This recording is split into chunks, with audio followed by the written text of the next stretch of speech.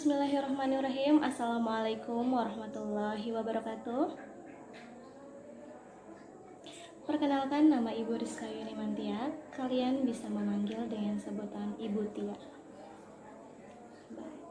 Anak-anakku, apa kabar semuanya? Semoga kalian semua dalam keadaan sehat walafiat. Dan jangan lupa untuk tetap mematuhi protokol kesehatan yang sudah dianjurkan oleh pemerintah, seperti menggunakan masker, menjaga jarak, dan juga tetap mencuci tangan agar kita semua terhindar dan bisa memutus penyebaran virus COVID-19 ini.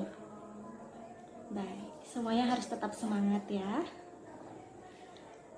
Sekarang kita akan belajar pelajaran bahasa Indonesia. Lebih tepatnya, materi yang akan kita bahas adalah materi teks pidato persuasif. Sebelum memasuki materinya, Ibu akan memperlihatkan kalian sebuah video pidato yang disampaikan oleh Bapak Soekarno. Mari kita sama-sama melihat tayangan video ini.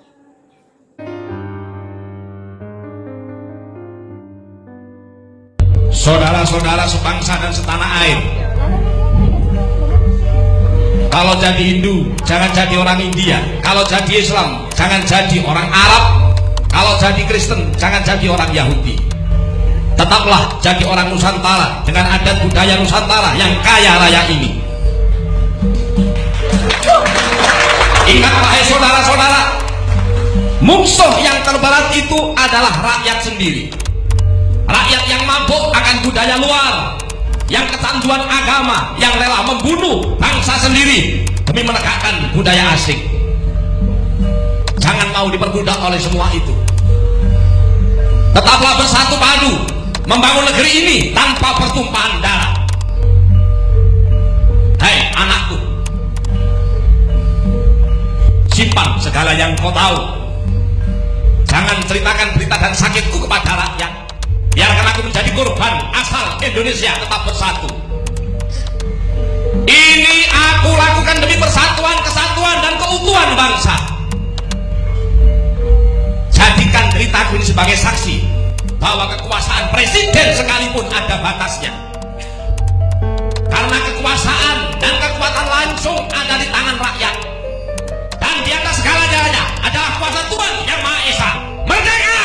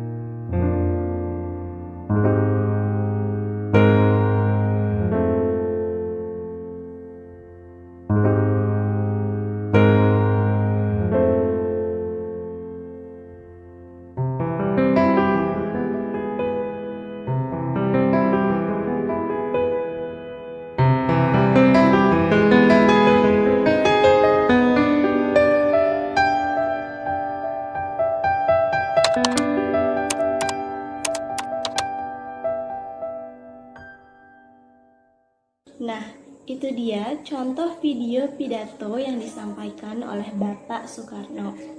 Sampai sejauh ini apakah sudah ada yang bisa memahami atau adakah yang sudah bisa menebak pengertian pidato secara umum? Ibu yakin di antara kalian pasti ada saja yang sudah mengetahui dan tentunya sudah mendengar beberapa pidato selain pidato yang Ibu perlihatkan tadi. Pidato adalah kegiatan berbicara di depan umum atau di depan keramaian yang bertujuan untuk memberikan informasi, ide atau gagasan, nasihat-nasihat, atau petunjuk menggunakan susunan kalimat yang baik dan benar. Dan di dalam pidato tersebut ada tujuan-tujuan yang ingin disampaikan. Yang pertama, tentu untuk menyampaikan informasi. Yang kedua, untuk meyakinkan audiens. Yang ketiga, untuk menghibur. Dan yang terakhir, untuk menggerakkan audiens. Baik, setelah mengetahui pengertian pidato secara umum dan tujuan pidato, sekarang kita akan memasuki materi teks pidato persuasif.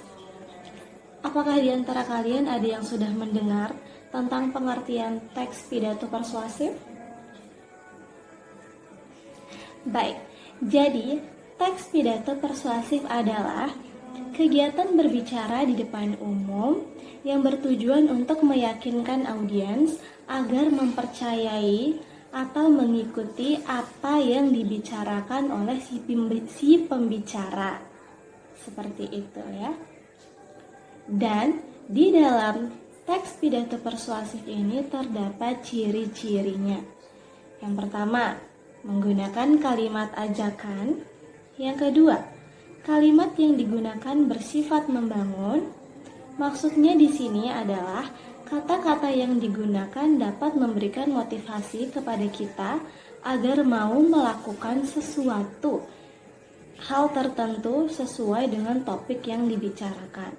Dan yang terakhir, memuat permasalahan-permasalahan yang akan dibicarakan dalam suatu pidato. Nah, setelah mengetahui pengertian dan juga ciri-ciri dari teks pidato persuasif, adapun strukturnya bisa dilihat. Yang pertama ada pembukaan, yang kedua ada pendahuluan, yang ketiga ada isi, dan yang terakhir adalah penutup. Pembukaan di sini maksudnya adalah salam pembuka yang dibacakan atau yang diucapkan oleh si pembaca pidato yang disampaikan kepada para audiens atau para pendengar. Yang kedua adalah pendahuluan. Di sini maksudnya adalah gambaran-gambaran isi pidato yang akan disampaikan. Yang ketiga adalah isi. Isi di sini meliputi tujuan yang ingin disampaikan oleh si pembaca pidato. Dan yang keempat adalah penutup, berisi simpulan dan juga ucapan pertanda pidato tersebut akan segera berakhir.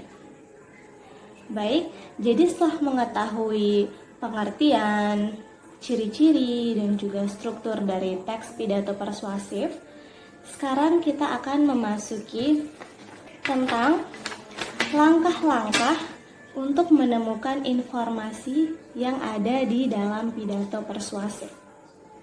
Ada 3 langkah untuk menemukan informasi. Yang pertama, kita harus mendengar. Yang kedua, mencatat. Dan yang ketiga adalah menyimpulkan isi.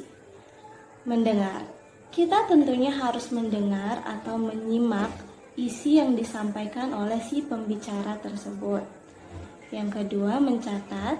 Kita harus mencatat hal-hal penting yang terkait atau yang ada di dalam pidato tersebut. Yang terakhir adalah menyimpulkan. Di sini maksudnya adalah menyimpulkan isi-isi atau pokok-pokok penting yang terdapat di dalam pidato. Nah, kalian masih bingung bagaimana cara menyimpulkan? Baik, ini ada beberapa langkah-langkah untuk menyimpulkan isi pidato. Ini yang pertama, kalian harus memusatkan pikiran kalian atau memusatkan perhatian kalian terhadap si pembicara tersebut. Yang kedua, tentunya kalian harus menyiapkan alat tulis seperti buku ataupun pulpen untuk mencatat hal-hal penting terkait dengan isi dari pidato tersebut. Yang ketiga adalah mendengarkan pidato. Tentu kita harus mendengarkan isi dari pidato tersebut agar bisa mencatatnya, bukan? Dan yang keempat adalah mencatat hal-hal penting yang terkait dengan pidato tersebut. Dan yang terakhir yaitu menyimpulkan. Jadi kita bisa menyimpulkan isi pidato tersebut setelah kita mendengar, mencatat, lalu kita bisa simpulkan apa saja pokok-pokok yang disampaikan dalam pidato tersebut. Selain itu, ada juga aspek-aspek yang harus diperhatikan dalam menyimpulkan teks pidato persuasif.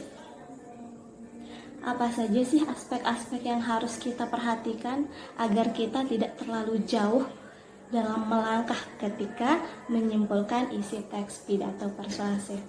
Yang pertama, isi simpulan kita tidak boleh terlalu jauh atau tidak boleh melenceng dari isi pidato yang disampaikan oleh si pembicara.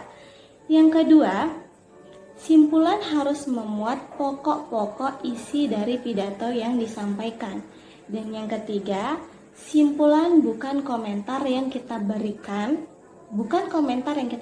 kepada si pembaca pidato, tetapi ringkasan-ringkasan isi yang telah disampaikan oleh si pembaca pidato tersebut.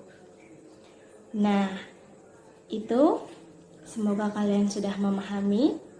Nah, itu dia materi tentang pidato persuasif yang bisa Ibu sampaikan.